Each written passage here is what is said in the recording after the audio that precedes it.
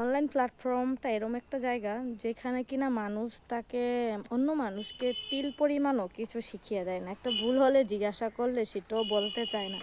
আমি যতটুকু শিখেছি সেটা হচ্ছে যে আমি ভুল করে করে শিখছি, যে একটা সমস্যা হয়ে গেছে, তারপর হচ্ছে ইউটিউব ঘাটাঘাটি করে অনেক কষ্টে আন্তাজে আন্তাজে তারপর দেখা যায় এটা ঠিক করছি। তখন সেন্স এটা থাকে যে এই কাজটা করলে এটা এরকম হইতে পারে, আইডিতে ভাইলেশন আসতে পারে।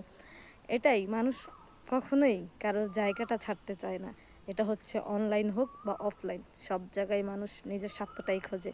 অনেক বড় বড় সেলিব্রিটিরা আছে যাদেরকে আপনি সারা দিন মেসেজ করেও তাদেরকে পাবেন না, কিন্তু যারা আছে আমাদের মতো ছোট ইউজার তাদেরকে হচ্ছে কিছু মানুষ যাদেরকে হচ্ছে মেসেজটা করার সাথে সাথে আপনি যদি কোনো সমস্যা নিয়ে মেসেজ করেন অবশ্যই রিপ্লাই দিবে।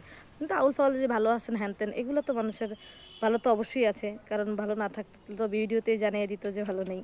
তো সবাই আমার জন্য দোয়া করবেন, সবাই ভালো থাকবেন, আল্লাহ হাফেজ।